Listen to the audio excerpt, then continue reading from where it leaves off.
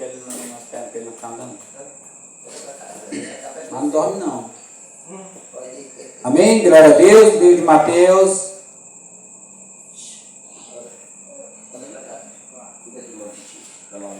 Vamos abrir a palavra de Deus lá no capítulo 21.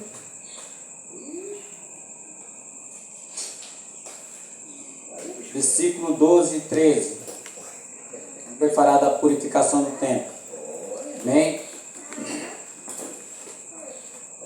A palavra do Senhor diz assim: Jesus entrou no templo e expulsou todos que ali estavam vendendo, comprando e vendendo, e derrubou a mesa dos cambistas e as cadeiras dos que vendiam pombo. E lhe disse: está escrito, a minha casa será chamada casa de oração, mas vocês estão fazendo dela um covil de ladrões. Amém?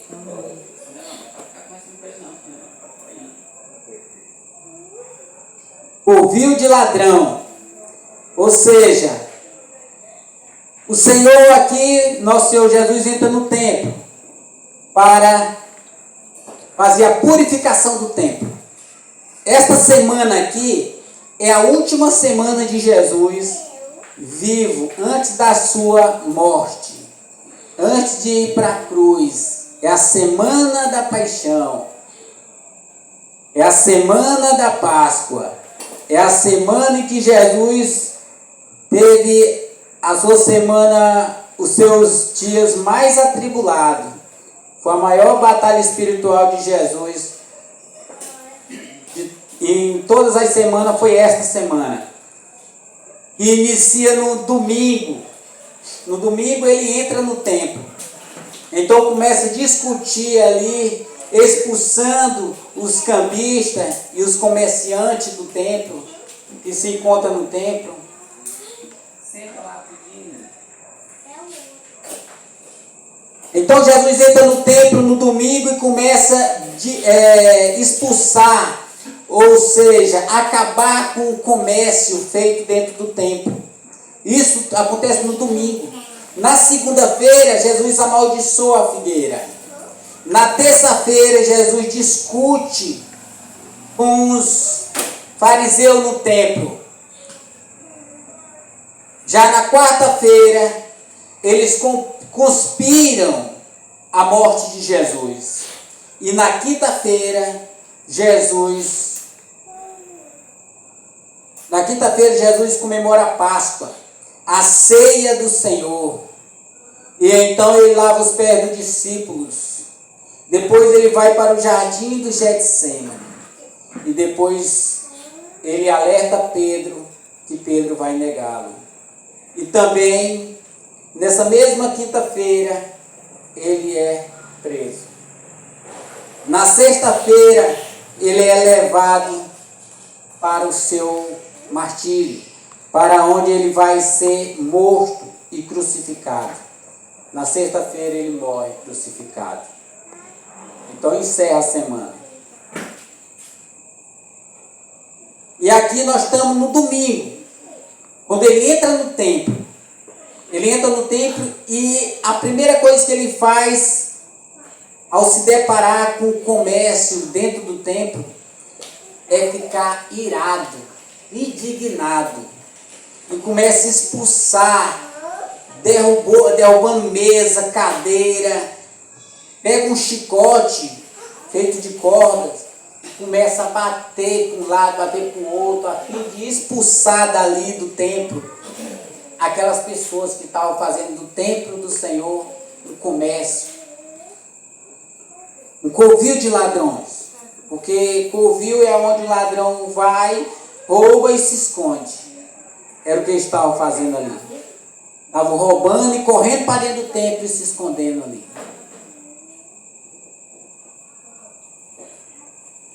Aqui nós estamos na purificação do templo, irmão. Nós estamos vendo aqui que Jesus, ao entrar no templo, ele fica indignado e começa a expulsar os cambistas e os comerciantes do templo, irmão. E eu quero levantar a questão aqui a respeito de indignação e ira. Porque eu já vi pessoas dizendo que Jesus pecou ao ter se irado e chicoteado pessoas. A Bíblia diz que ele pegou um chicote feito de cordas e saiu dando chicotada e chutando as cadeiras, derrubando as mesas. Mas a Bíblia em nenhum momento vai dizer que Jesus pecou. Primeiro, indignação não é pecado. Ira não é pecado. Se ira fosse pecado, Deus tinha pecado, porque Deus se ira todo dia. Deus fica indignado com a situação que o povo dentro da igreja faz hoje. Fica idolatrando dentro da igreja e fazendo comércio dentro da igreja. No tempo de Jeremias, não era diferente. Jeremias relatou isso aqui também no capítulo 7, 11. Olha só o que estava acontecendo. Jeremias 7, 11. Lá para Jeremias 7, 11, ligeiro aí.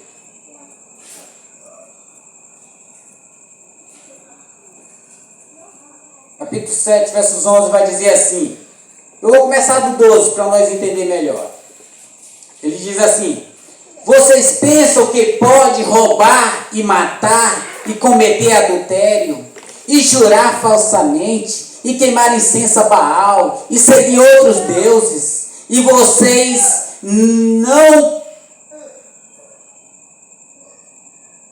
queimar incenso a outros deuses que vocês não conheceram, e depois vir e permanecer perante mim neste templo que leva o meu nome dizendo e dizer: estamos seguro para continuar cometendo essas práticas repugnantes.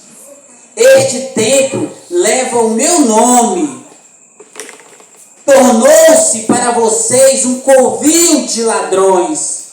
Cuidado, eu mesmo ouvi, eu mesmo estou vendo isto, declara o Senhor.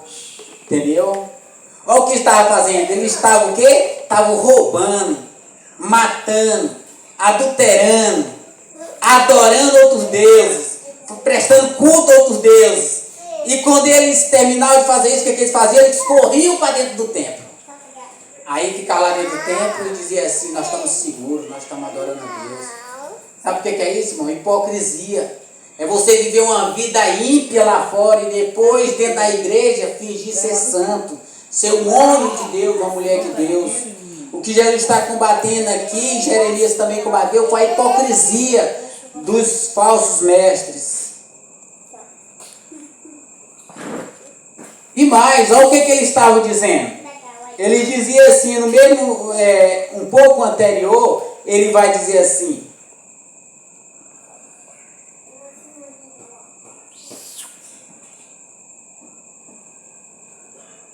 vou botar aqui um pouquinho mais antes, para nós conferir aqui um negócio aqui. Ele vai dizer assim: não confie em palavras enganosas que dizem: este templo do Senhor, este templo do Senhor, templo do Senhor, templo do Senhor. Ou seja, eles fugiam para dentro do templo e ficavam idolatrando o templo, dizendo templo do Senhor, para cometer adultério, para cometer roubo, assassinato, entendeu? E correndo para fugir do templo, se esconder diante das paredes do templo. Porque ali, no Velho Testamento, Deus se manifestava ali. Ali no templo de Jerusalém, tinha um lugar, no templo tinha um lugar, o pátio do gentio, e tinha um lugar santo e o lugar santo do santo. Onde era o lugar santo do santo, era onde habitava a arca do Senhor. E ali o Senhor se manifestava mesmo.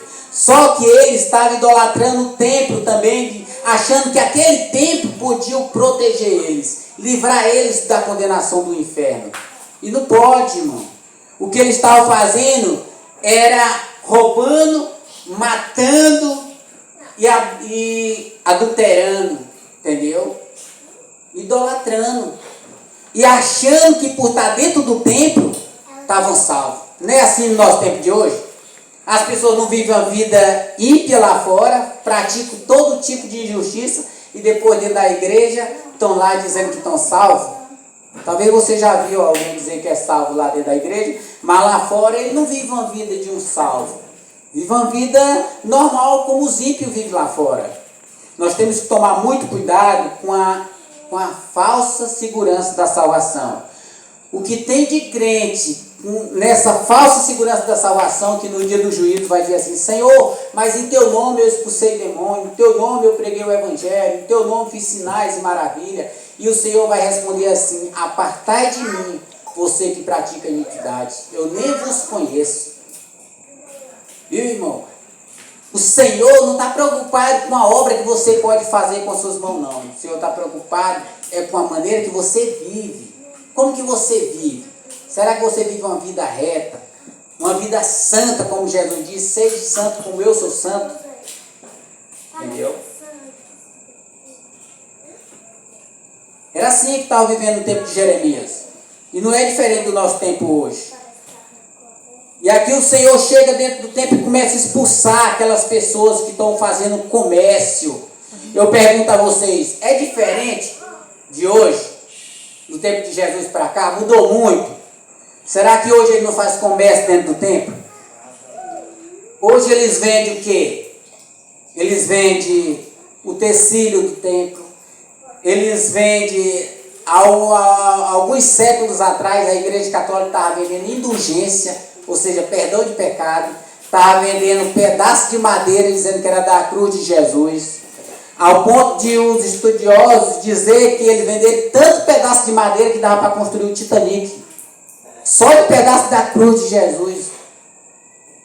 Ou seja, não mudou muito de lá para cá, veio. Hoje eles vêm vendendo coisas dentro do templo. E hoje, além de material, eles estão vendendo bênçãos, milagres. Entendeu? Vendendo os próprios versículos da Bíblia, que tem igreja vendendo versículos da Bíblia. Entendeu? Para você escolher um versículo e ali você vai pagar aquilo que o número do versículo está dizendo. Você tem que pagar, entendeu?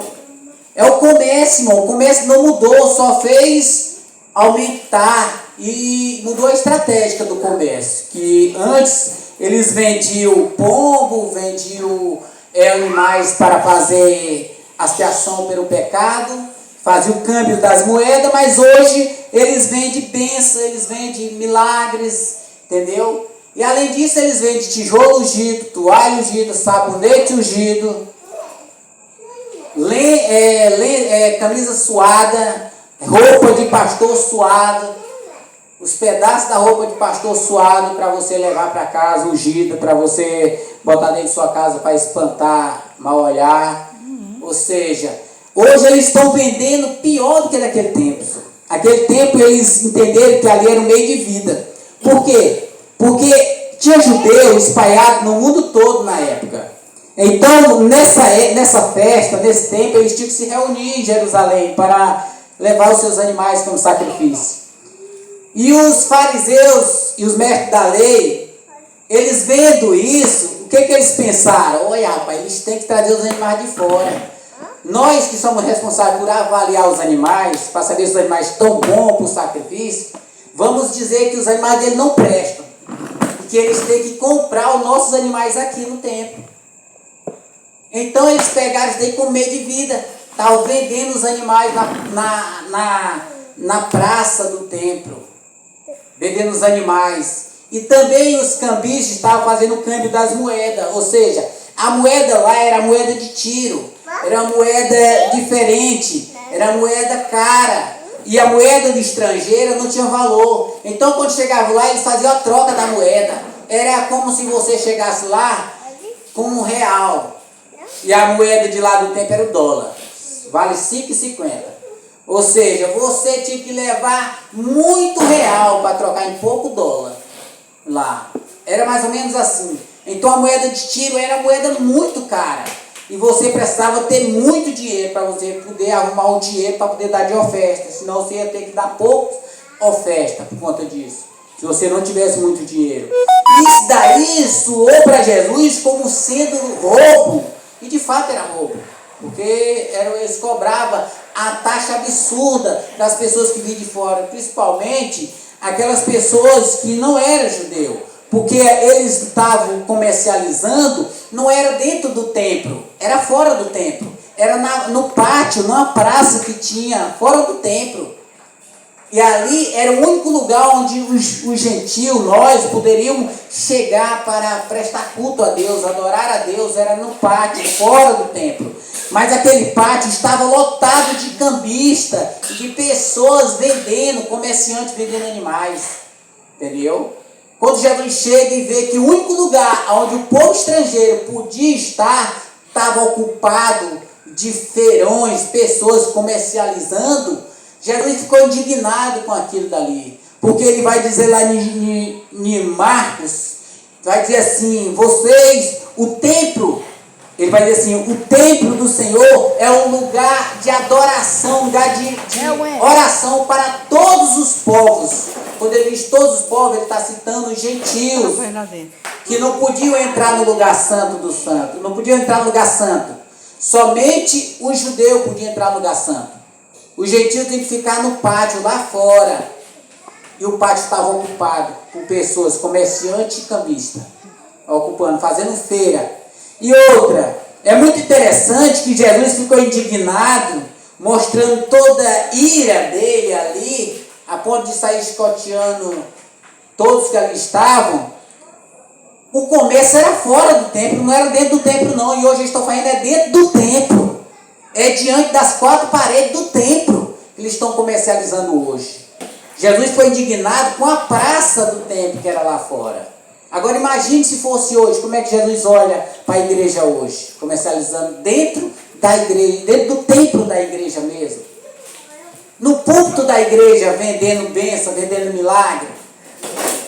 Como é que Deus olha para essa igreja hoje? Será que ele está indignado ainda? Entendeu? Ira, irmão. Ficar irado não é ódio.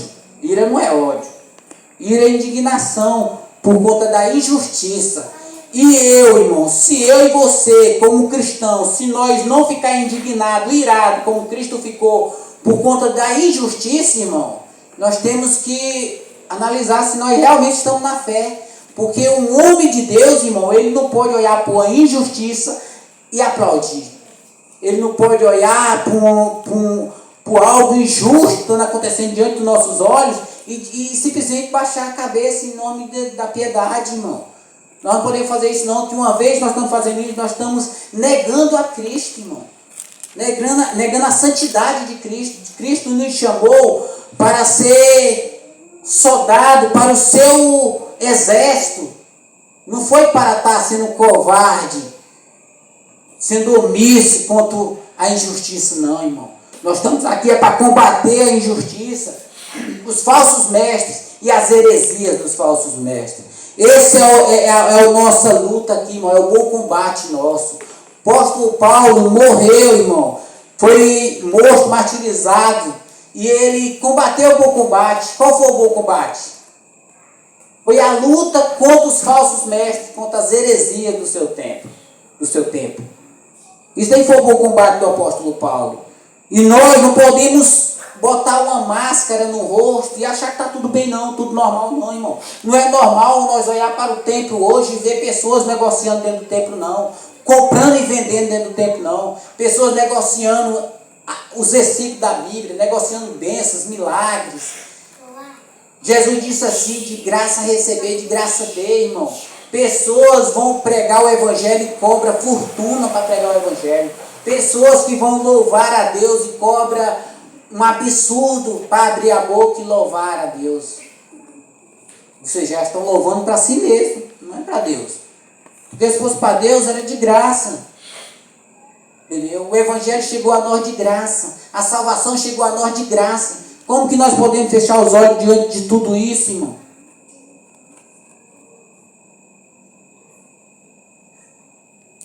Jesus ficou indignado com tudo isso, irmão. O zelo pela casa de Deus. João capítulo 2, Evangelho de João capítulo 2, ele vai dizer por que ele ficou irado. Olha só o que João diz, capítulo 2, e verso 17. Capítulo 2, verso 17 vai dizer assim: e seus discípulos lembraram-se de que está escrito: o zelo pela tua casa me consumirá. Ou seja, por que Jesus ficou indignado? Porque Jesus tinha zelo pela casa de Deus. A casa de Deus é o lugar de oração, de adoração, não um lugar de comércio, de roubo. É um lugar de adorarmos a Deus, de nos reunirmos a Deus. Hoje, irmão, hoje não existe mais aquele templo de Jerusalém. O templo de Jerusalém foi destruído no ano 70. Hoje, o templo de Deus não significa aquela construção, aquela obra, templo lá. Hoje, o templo de Deus significa nós, nossos corpos, é templo do Espírito Santo. Deus habita em nós, mas nós ainda paramos para nos reunir em uma casa, em um prédio. E aquele prédio, irmão, que nós se reunimos para adorar a Deus como igreja, que nós se reunimos para orar a Deus como igreja, irmão, temos que ter zelo por aquela casa. Não que Deus esteja limitado lá, não, mas é porque é o lugar onde nós se reunimos como igreja para cultuar a Deus, para adorar a Deus, para orar a Deus. É um lugar que precisa ter zelo, irmão. E como Cristo, nós devemos também ficar indignados. Tem gente que não gosta porque a gente fica indignado com isso, irmão. Mas quem não gosta é porque são fariseus. São como os mestres da lei, que para eles estava tudo normal fazer isso. Eles estão preocupados, irmão, é com dinheiro. Eles querem saber é com o que entra no bolso deles. Eles tiram a lã das ovelhas, o leite das ovelhas, cortam a carne e botam numa panela e comem tudo que as ovelhas têm. Eles não estão preocupados com as ovelhas não, irmão. Eles estão preocupados com a vida deles. É com o dinheiro que vai satisfazer o desejo da carne deles. Eles querem fazer festa, eles querem fazer churrasco. É isso que eles querem, uma vida boa na terra. E se nós fechar os olhos para isso, irmão, nós vamos ser como um banco, só entregando dinheiro para eles. Enquanto nós devíamos estar adorando a Deus, nós estamos sendo omissos a essa injustiça, irmão. Aceitando essa injustiça como se não fosse nada. Nós devemos levantar a nossa voz com o homem de Deus. Levantar a nossa voz e dizer não a tudo isso. E ficar indignado com isso, irmão.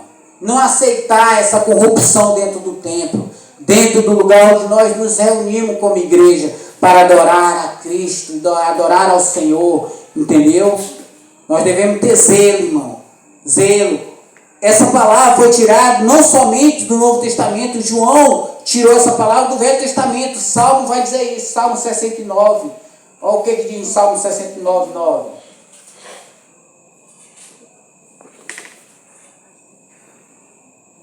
Salmos, capítulo 69, versos 9. O salmista vai dizer assim também.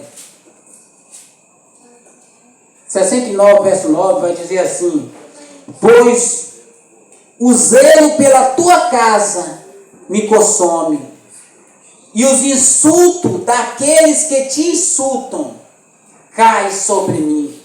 Ou seja, o zelo da casa de Deus, pela casa de Deus, consumiu Jesus. É por isso que Jesus ficou irado.